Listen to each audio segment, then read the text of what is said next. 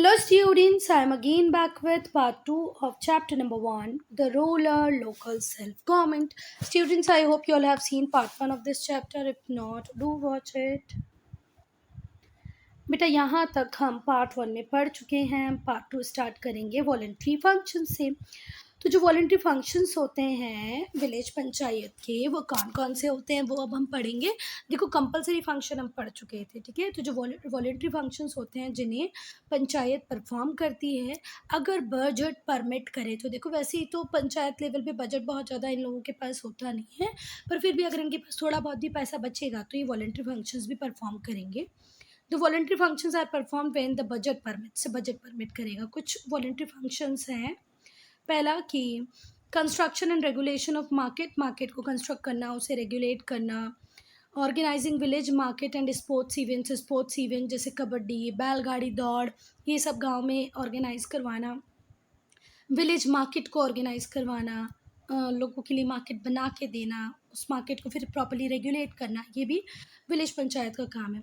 अब बेटा देखो, आज एजुकेशन बैडली नीड है. हर व्यक्ति को पढ़ना बहुत ज़रूरी है. तो गांव में लाइब्रेरीज़ बनवा देना और फिर उन्हें मेंटेन करना, वहाँ पर न्यूज़पेपर रखना, बुक्स रखना, जर्नल्स रखना, फ्री इरिगेशन फैसिलिटीज़ देना. और जो माइनर इरिगेशन प्रॉब्लम्स है किसानों की, कि किसी किसान में नहर का पानी नहीं जा पा रहा, कहीं पर ट्यूबवेल नहीं है, कहीं पर कुआँ नहीं है, उनको सॉल्व कराना. The sinking of wells and excavation of ponds and tanks. Ponds का एक्सवेशन करवाना, टैंक्स का एक्सवेशन करवाना, है ना. ये सारे काम भी किसके ही हैं बच्चा? किसानों के. किसानों के नहीं, सॉरी, पंचायत के. अगर किसी कुएं में अभी पानी नहीं आ रहा है तो उसे थोड़ा और गहरा करवा दो. पॉन्ड्स को प्रॉपर्ली क्लीन कराते रहें, टैंक्स को क्लीन कराते रहें. अब पैसा कहाँ से आता है? सोर्सेज ऑफ इनकम क्या है? तो जो ग्राम पंचायतों से फंड मिलते हैं टैक्सेस से. कौन सा टैक्सेस? Taxes on house. वो घर के ऊपर टैक्स लगाते हैं, शॉप्स के ऊपर टैक्स लगाते हैं, फेयर के ऊपर टैक्स लगाते हैं, fees on sale and purchase of property and cattle. जब भी किसी कैटल की बाइंग एंड सेलिंग होगी तो उसके ऊपर ये फीस लगा देते हैं. कोई प्रॉपर्टी बाय और सेल होगी उसके ऊपर ये फीस लगा देते हैं, है ना. घरों के ऊपर टैक्स लेते हैं. इस तरीके से इनके पास क्या आता है? Source of income. इन्हें ग्रांट भी मिलती है स्टेट गवर्नमेंट से थ्रू ब्लॉक समिति एंड जिला परिषद. जिला परिषद के थ्रू, ब्लॉक समिति के थ्रू इन्हें एक ह्यूज अमाउंट में पैसा मिलता है, जो इन्हें कौन देता है? State government. ठीक है. तो कंपलसरी फंक्शंस ये करते हैं. वॉलंटरी फंक्शन कब करते हैं? जब इनका बजट परमिट करता है. ठीक है. पर इस सब के लिए पैसा कहाँ से आता है? तो कुछ तो पैसा वाया जिला परिषद, ब्लॉक समिति कौन भेजती है? स्टेट गवर्नमेंट भेजती है. कई बार ये कैटल्स प्रॉपर्टी की सेलिंग और बाइंग के ऊपर फीस लगा के ले लेते हैं. ये घरों के ऊपर टैक्स लगा लेते हैं, शॉप्स के ऊपर टैक्स लगाते हैं. तो इस तरीके से इनके पास पैसा आ जाता है. अब अगर हम न्याय पंचायत की बात करें तो जो न्याय पंचायत होती हैं वो विलेज का कोर्ट होती हैं बच्चा.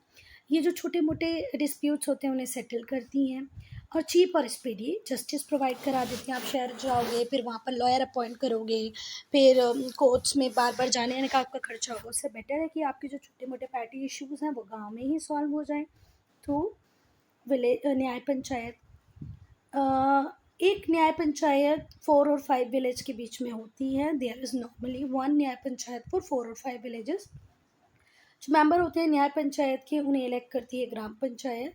इनके पास इतनी पावर होती है कि ये 250 रुपीज़ तक का फ़ाइन भी इम्पोज कर सकते हैं, पर ये किसी को जेल में डालने की पावर इनके पास नहीं है. तो न्याय पंचायत का अपॉइंटमेंट कौन करते हैं बच्चा? ग्राम पंचायत के लोग. ये किसी के ऊपर 250 रुपये तक का फ़ाइन लगा सकते हैं पर किसी को जेल नहीं भेज सकते. अब अगर हम ब्लॉक लेवल की बात करें, ब्लॉक समिति की बात करें, कुछ ऐसी प्रॉब्लम होती है बच्चा विलेज की जो विलेज पंचायत सॉल्व नहीं कर पाती. ठीक है. तो जो विलेज होते हैं वो एक दूसरे को ज्वाइन करते हैं और क्या बना लेते हैं? ब्लॉक समिति या पंचायत समिति. सही बात है. देखो, अपनी लिमिट होती है विलेज की. तो कुछ विलेजेस की प्रॉब्लम जो है वो सॉल्व नहीं हो पाती विलेज लेवल पे. तो ये सारे विलेज जो एक ब्लॉक के अंदर होते हैं वो साथ में मिलके ब्लॉक समिति या पंचायत समिति बना लेते हैं. ये लिंक की तरह काम करती है जिला परिषद और ग्राम पंचायत के बीच में. कौन? ब्लॉक समिति. ये जो बॉडी होती है इसे डिफरेंट नाम से बुलाया जाता है. वेस्ट बंगाल में इसे आंचलिक कहते हैं. आंचलिक कहते हैं. वेस्ट बंगाल में इसे क्या कहते हैं बच्चा? आंचलिक परिषद. क्या कहते हैं, आंचलिक परिषद। उत्तर प्रदेश में इसे क्षेत्र समिति कहते हैं, आंध्र प्रदेश में इसे पंचायत समिति कहते हैं। ठीक है। The people of block elect members of block समिति। जो लोग होते हैं ब्लॉक के वो इलेक्ट करते हैं मेंबर्स किसके लिए, ब्लॉक समिति के लिए। इनका टर्म कितने साल का होता है बच्चा, 5 साल का। एक ब्लॉक में रहने वाले लोग इलेक्ट करेंगे मेंबर्स को जो जाके बैठेंगे कहाँ पर, ब्लॉक समिति में, और इनका टर्म कितना होता है, 5 ईयर। अगर हम कंपोजिशन की बात करें तो जनरली जो ब्लॉक समिति होती है उसमें इतने लोग होते हैं, कौन कौन होता है, sarpanch of all the village panchayat, जितनी भी विलेज पंचायत उस ब्लॉक के अंदर होंगी उनके सारे सरपंच होंगे। Chairman of town area committee if any of the block, अगर ब्लॉक में कोई टाउन होगा तो उस टाउन एरिया कमेटी का जो चेयरपर्सन होगा वो भी जिला परिषद ब्लॉक समिति का पार्ट होगा।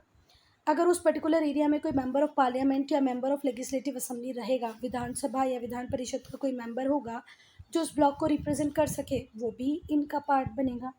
ठीक है। फिर से सुनो कि जो ब्लॉक समिति बनती है उसमें कोई ऐसे छोटे मोटे लोग नहीं होते हैं बच्चा, सारे इंपॉर्टेंट लोग होते हैं। पहली बात तो सरपंच होंगे जितने भी विलेज होंगे उनके। दूसरा, फिर टाउन एरिया कमेटी का जो चेयरपर्सन होगा वो भी वहाँ उस मीटिंग को अटेंड करेगा, उसका पार्ट होगा। फिर जो पार्लियामेंट के जो मेंबर है, मेंबर ऑफ पार्लियामेंट, अगर उस पर्टिकुलर एरिया से, उस पर्टिकुलर ब्लॉक से कोई मेंबर ऑफ पार्लियामेंट आता होगा, स्टेट लेजिस्लेटिव असेंबली का कोई मेंबर होगा, भले वो विधान परिषद हो या विधानसभा हो, वो सब भी रिप्रेजेंट करेंगे ब्लॉक को, और जब भी ब्लॉक समिति की मीटिंग होगी उसको अटेंड करेंगे। कुछ सीट्स हमने यहाँ पर शेड्यूल ट्राइब के लिए रिजर्व की है, कुछ बैकवर्ड क्लासेस और वीमेन के लिए भी सीट्स रिजर्व है। जो मेंबर होते हैं ब्लॉक समिति के वो एक चेयरपर्सन को चुन लेते हैं जिसे हम प्रमुख भी कहते हैं, और एक वाइस चेयरपर्सन जिसे उप प्रमुख कहते हैं उसे चुन लेते हैं। तो जो ब्लॉक समिति होती है उसमें एक चेयरपर्सन होता है, एक वाइस चेयरपर्सन होता है, एक प्रमुख और एक उप प्रमुख होता है। जो चेयरपर्सन या प्रमुख होता है वो डेली वर्किंग, जो समिति की जो डेली वर्किंग है उसके लिए रिस्पॉन्सिबल होता है। जो वाइस चेयरपर्सन होता है या उप प्रमुख होता है वो समिति की फंक्शनिंग को कब देखता है बेटा, कब पार्ट लेता है, जब चेयरपर्सन एब्सेंट हो। चेयरपर्सन की एब्सेंस में वाइस चेयरपर्सन की तरह एक्ट करता है। ब्लॉक डेवलपमेंट ऑफिसर BDO ये इम्प्लीमेंट करता है developmental plans prepared by block समिति। ब्लॉक समिति जो प्लान बनाती है उसे डेवलप कौन करता है बच्चा, BDO, ब्लॉक डेवलपमेंट ऑफिसर। ठीक है। क्विक रिविजन के लिए मैं एक अलग से वीडियो बना दूंगी तो इसको मैं इसमें इंक्लूड नहीं कर रही हूँ। अब अगर हम टेन्योर की बात करें कि भैया टाइम पीरियड कितना रहता है ब्लॉक समिति का, तो ब्लॉक समिति का कोई फिक्स टाइम पीरियड नहीं है बच्चा। हर स्टेट गवर्नमेंट, जितने हमारे तो 28 स्टेट हैं, तो ये अलग अलग टाइम के लिए ब्लॉक समिति इसको बनाते हैं। हर स्टेट का ये सेम नहीं है। इसको एक ब्लॉक समिति का टाइम पीरियड कितना होगा ये स्टेट गवर्नमेंट को डिसाइड करती है, पर मोस्ट ऑफ द केसेस में ये 5 ईयर ही है। कई जगह ये 6 है कुछ स्टेट में, पर बाकी मोस्टली 5 ईयर ही रखती हैं। अब अगर हम फंक्शंस की बात करें कि भाई ब्लॉक समिति के फंक्शंस क्या होते हैं, तो ब्लॉक समिति में थोड़े बच्चा स्पेशलाइज्ड पीपल होते हैं जो एक्सपर्ट एडवाइस देते हैं। अब जैसे मेंबर ऑफ पार्लियामेंट है, MLA है, MP है, या MLC है, मेंबर ऑफ लेजिस्लेटिव असेंबली है, पंच हैं, तो इनके पास बेटा नॉलेज ज़्यादा होता है तो ये एक्सपर्ट एडवाइस देते हैं। एग्रीकल्चर की फील्ड में भी, एनिमल हस्बेंड्री में भी, आपके पास कितने कैटल हैं, उन कैटल को आप कैसे क्रॉस ब्रीड करा सकते हो, कैसे मिल्क प्रोडक्शन बढ़ा सकते हो। वेटनरी मेडिसिन, जानवरों के लिए जो डॉक्टर्स होते हैं उन्हें वेटनरी डॉक्टर कहते हैं, जो दवाइयाँ होती हैं उन्हें वेटनरी मेडिसिन कहते हैं। हेल्थ केयर पे ये एक्सपर्ट एडवाइस देते हैं। रूरल इंडस्ट्रीज़ को सेटअप करने की बात करते हैं कि भाई किस तरीके से हम गांव में इंडस्ट्रीज़ को सेटअप कर सकते हैं। इनका एक स्पेशलाइज्ड ऑफिसर भी होता है, स्पेशलिस्ट भी होता है, जिसे हम कहते हैं एक्सटेंशन ऑफिसर। फिर प्राइमरी एजुकेशन को किस तरीके से बेटर अरेंज किया जा सकता है, कैसे नाइट स्कूल खोले जा सकते हैं एडल्ट्स के लिए। और बेटा बहुत सारे लोग हैं जो होमलेस हैं, ठंड में बारिश में बहुत ज़्यादा प्रॉब्लम में आ जाते हैं ऐसे लोग। तो गर्मी में तो आप कहीं पर भी सो जाओ कोई प्रॉब्लम नहीं होती, पर ठंडियों में बारिश में ये लोग बहुत सफ़र करते हैं, तो इनके लिए शेल्टर बनवाना नीडी लोगों के लिए, ये भी कहाँ से, ब्लॉक समिति से ही डिसाइड होता है। फिर सीवेज सिस्टम प्रॉपर्ली मेंटेन रहे, क्लीन ड्रिंकिंग वाटर सबके लिए अवेलेबल हो, इन बातों पे भी डिस्कशन वहाँ होते हैं। अब ब्लॉक समिति के लिए पैसा कहाँ से आता है भैया कि वो इतने सारे काम कर पाएगी, तो ब्लॉक समिति के सोर्सेज ऑफ इनकम में भी टैक्सेस हैं, हाउस के ऊपर, वाटर के ऊपर, इलेक्ट्रिसिटी के ऊपर, लैंड एंड कैटल्स, आपकी जो ज़मीन है, आपके पास जो जानवर हैं, आपके पास जो पानी आ रहा है, जो इलेक्ट्रिसिटी है, घर के ऊपर टैक्स, ये सब का पैसा किसको ही जाता है? हमारे ब्लॉक समिति इसको जाता है। Also revenue from leasing out समिति लैंड, जो समिति के पास जो ज़मीनें होती हैं, अगर वो भी किसी को लीज पे दे दे, जैसे एक ब्लॉक समिति है, उसके पास अपनी ज़मीन है, वो किसी को लीज पे दे दे, तो वो पैसा भी इनका सोर्स ऑफ इनकम हो जाता है। लास्टली ये फंड रेज कर सकती हैं कि कभी स्टेट गवर्नमेंट को बोल सकती है भैया हमें ये करना है, आप हमें पैसा दो, और कई बार स्टेट गवर्नमेंट खुद इन्हें हेल्प कर देती है in the form of aids. अब हम डिस्ट्रिक्ट लेवल को पढ़ेंगे, मतलब जिला परिषद को पढ़ेंगे। तो जो जिला परिषद है ये हाईएस्ट टियर है बच्चा पंचायती राज सिस्टम का। हर block, each block panchayat under a zila parishad elect 1, 2 और 3 मेंबर्स डायरेक्टली। तो देखो जो ब्लॉक पंचायत होती है बच्चा, वो जिला परिषद के लिए 1, 2 या 3 मेंबर्स को डायरेक्टली इलेक्ट करके भेज सकती है। हर ब्लॉक से, किसी ब्लॉक से 1, किसी से 2 या किसी से 3 मेंबर जाएंगे कहाँ के लिए? जिला परिषद के लिए। ये जो बॉडी होती है ये डिस्ट्रिक्ट लेवल पे होती है और हर स्टेट में होती है बेटा। ये रिस्पॉन्सिबल होती है जितने भी रूरल एरियाज़ एक पूरे डिस्ट्रिक्ट में आएंगे, उन सब की रिस्पॉन्सिबिलिटी किसकी होती है? जिला परिषद की। It is responsible for the development of rural areas of the entire district. एक डिस्ट्रिक्ट में जितने भी गाँव हैं उनको सबको डेवलप करना है, ये किसकी रिस्पॉन्सिबिलिटी? जिला परिषद की। जो जिला परिषद होता है इसका हेड होता है चेयरमैन या प्रमुख। एक गवर्नमेंट ऑफिशियल होता है जिसकी रैंक होती है डिस्ट्रिक्ट मजिस्ट्रेट की। वो इंश्योर करता है कि भैया प्रॉपर फंक्शनिंग कर रहा है कि नहीं कर रहा है जिला परिषद। तो जिला परिषद को हेड कर सकता है चेयरमैन और प्रमुख। एक गवर्नमेंट ऑफिशियल होता है, a government official of the rank of district magistrate. ये इंश्योर कराता है कि यहाँ पर प्रॉपर फंक्शनिंग हो जिला परिषद में। He is called chief executive officer, CEO। तो जिला परिषद में होता है CEO, ये एक गवर्नमेंट ऑफिसर होता है और इसका काम होता है कि देखे कि जिले में जिला परिषद प्रॉपर्ली काम कर रही है कि नहीं। कंपोजिशन की बात करें तो जो जिला परिषद होती है ये इलेक्टेड बॉडी होती है। तो भाई जो जिला परिषद है ये एक इलेक्टेड बॉडी है, इसका टर्म 5 ईयर होता है। इसमें कौन कौन आएगा? चेयरपर्सन और प्रमुख ब्लॉक समिति। देखो जब ब्लॉक समिति बनी थी तो उसमें विलेज के पंच थे, पूरे पंचायत पंच जो थे, सरपंच थे, वो थे ब्लॉक समिति में। ऐसे ही जब जिला परिषद बनता है तो इसमें ब्लॉक समिति के जो जितने भी ब्लॉक होंगे एक डिस्ट्रिक्ट के अंदर, उनके ब्लॉक के प्रमुख या जो चेयरपर्सन होंगे वो जिला परिषद के मेंबर होंगे। ठीक है बात? फिर से सुनो अगर मैंने कंफ्यूज किया है। तो जब ब्लॉक समिति बनी थी तो उसमें कौन थे? सरपंच। जो 4-5 गांव थे उस ब्लॉक के अंदर, उनके सरपंच ब्लॉक समिति के मेंबर थे। अब ऐसे ही जब जिला परिषद बनेगा तो जिला परिषद में सारे ब्लॉक के चेयरपर्सन और प्रमुख होंगे। अब एक ज़िले में 5 ब्लॉक हैं, 6 ब्लॉक हैं, डिपेंड करेगा कि वो ज़िला कितना बड़ा है। पर हर हर ब्लॉक से उसका प्रमुख जिला परिषद में बैठेगा। Member of state legislative assemblies, state legislature देखो तो विधानसभा का मेंबर भी जिला परिषद में आएगा, विधान परिषद का मेंबर भी जिला परिषद में आएगा। फर्स्ट क्या है? ब्लॉक समिति के प्रमुख आएंगे, चेयरपर्सन आएंगे जिला परिषद में। दूसरा विधानसभा का कोई अगर मेंबर है वो आ जाएगा, विधान परिषद का मेंबर आ जाएगा। अगर उस ज़िले में कोई मेंबर ऑफ पार्लियामेंट है तो वो आ जाएगा।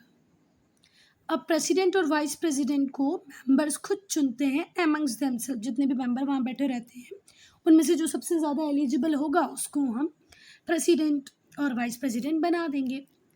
आप उन्हें हम कभी भी ऑफिस से रिमूव कर सकते हैं अगर ये अपना काम प्रॉपरली नहीं करेंगे तो। कुछ सीट्स हम रिजर्व रखते हैं शेड्यूल कास्ट, शेड्यूल ट्राइब और बैकवर्ड क्लासेस के लिए भी, और यहाँ पर भी 1/3 सीट्स रिजर्व है किसके लिए? विमेन के लिए, औरतों के लिए। अब क्या करता है भैया हमारा जिला परिषद? तो जो जिला परिषद है ये सुपरवाइज करता है, कोऑर्डिनेट करता है द एक्टिविटीज़ ऑफ ब्लॉक समिति एंड ग्राम पंचायत। हर ग्राम पंचायत ठीक से काम कर रही है कि नहीं, ब्लॉक समिति ठीक से काम कर रही है कि नहीं, ये देखना किसका काम है भाई? हमारे जिला परिषद का। ये इम्प्लीमेंट करते हैं वो प्रोजेक्ट जो इनिशिएट किए जाते हैं अंडर 5 ईयर प्लान्स। हमारी कंट्री में आज बैठ के हम आने वाले 5 सालों की प्लानिंग कर लेते हैं। तो जिला परिषद डिस्ट्रिक्ट लेवल ये इंश्योर कराता है कि ये जो 5 ईयर प्लान्स हैं इन्हें किस तरीके से विलेज में इनिशिएट किया जा सकता है, and advises the state government on matters related to development of district. एक डिस्ट्रिक्ट को डेवलप करने के लिए कौन कौन से रिसोर्सेज की रिक्वायरमेंट है, इस रिगार्ड में भी ये स्टेट गवर्नमेंट से बात कर सकता है। फिर बेटा ये गवर्नमेंट स्टेट गवर्नमेंट को अपडेट देता रहता है। It monitors and updates state government कि भैया जो बहुत सारी अलग अलग कम्युनिटी हैं उनके लिए डेवलपमेंट प्रोग्राम कैसे लाए जा सकते हैं, किस स्टेट में कौन कौन से प्रोग्राम्स की नीड है, किस तरीके से डिस्ट्रिक्ट में हम उन प्रोग्राम्स को रन कर सकते हैं, ये भी ये स्टेट गवर्नमेंट को बताता है। क्योंकि देखो जिला परिषद में विलेज से आए लोग, ब्लॉक से आए लोग, हर व्यक्ति वहाँ पर अवेलेबल होता है जो अपनी प्रॉब्लम्स को प्रॉपरली वहाँ पर रखता है। ये प्लान्स बनाते हैं पूरे डिस्ट्रिक्ट के लिए। किस बेसिस पे वो प्लान्स जो ब्लॉक समिति ने बनाए होते हैं और डिस्ट्रिक्ट में जमा किए होते हैं, उसी को देखते हुए कुछ सूटेबल प्लान जिला परिषद बना देता है। ब्लॉक समिति के अकाउंट को देखता है कि भैया ब्लॉक समिति ने कुछ हेरफेर तो नहीं की, कोई करप्शन तो नहीं चल रहा है। ये पंचायत समिति से का जो बजट होता है उसे अप्रूव करते हैं। ये गवर्नमेंट फंड्स एलोकेट करते हैं जो वेरियस स्कीम्स वेरियस प्रोग्राम्स के लिए आए होते हैं। बेटा हमारी सरकार पावर्टी एलिवेशन के लिए बहुत सारे प्रोग्राम रन करती है, तो उसके लिए ये बजट भी देती है विलेजेस को। तो जो जिला परिषद होता है यही पैसा प्रोवाइड कराता है किसको, डिफरेंट डिफरेंट पीपल को वेरियस प्रोग्राम्स की। पब्लिक रोड बनाएगा, ब्रिज बनाएगा, culverts, water supply system, civic amenities, मतलब जो भी बेसिक नेसेसिटीज़ है उसको पूरा करेगा। अब देखो बेटा जो ब्रिज होते हैं वो थोड़े बड़े होते हैं। कलवर्ट का मतलब होता है पुलिया, आप लोगों ने भी देखा होगा ना, पुलिया जहाँ से ऊपर से कोई ट्रेन या रोड गया होता है, नीचे से निकलने का जो रास्ता होता है उससे बोलते हैं पुलिया, है ना। तो ये ब्रिज भी बनाते हैं, कलवर्ट्स मतलब पुलिया भी बनाते हैं, वाटर सप्लाई सिस्टम के लिए काम करते हैं। तो जिला परिषद भी अच्छा खासा काम करता है। ये मार्केट को एस्टेब्लिश करते हैं, डिस्पेंसरीज बनाते हैं, पब्लिक हेल्थ और फैमिली प्लानिंग सेंटर्स को भी ये बनाते हैं। कुछ इस तरीके से होती है जिला परिषद की मीटिंग। इसको अंडरमाइन मत करना बेटा। देखो प्रॉपरली सारा सिस्टम अरेंज है ना, बड़े बड़े ऑफिशियल्स बैठे हुए हैं। तो जिला परिषद एक इम्पॉर्टेंट बॉडी होती है। नाउ सोर्सेज ऑफ इनकम, पैसा कहाँ से आता है? इनका जो प्राइमरी सोर्स होता है वो होता है जो गवर्नमेंट होती है, सेंट्रल गवर्नमेंट भी कई बार और कई बार स्टेट गवर्नमेंट भी एड्स देती है, ठीक है, किसको, जिला परिषद को, कि भाई ये पैसा रखो और अपने डिस्ट्रिक्ट को डेवलप करो, अपने गांव को डेवलप करो। तो इनके पास पैसा पहली बात तो कहाँ से आ जाता है कि गवर्नमेंट देगी इनको, है ना। दूसरा ये भी टैक्सेस लगाते हैं वाटर के ऊपर, इलेक्ट्रिसिटी के ऊपर, मार्केट्स के ऊपर, फेयर मतलब मेले वगैरह पे, और लीज आउट कर देते हैं हाउसेस को, शॉप्स पे। शॉप्स को आप लोग देखते होगे ना कि ये तो नगर पालिका की दुकानें खुल रही हैं, ये तो पंचायत के अंदर में जो एरिया आएगा उसको लीज आउट कर देते हैं या रेंट से दे देते हैं। स्टेट गवर्नमेंट और पंचायती राज, जो इंडियन कॉन्स्टिट्यूशन है बच्चा, वो स्टेट गवर्नमेंट को रिस्पॉन्सिबिलिटी देता है कि भाई प्रॉपर एग्जीक्यूशन होना चाहिए पंचायती राज सिस्टम का।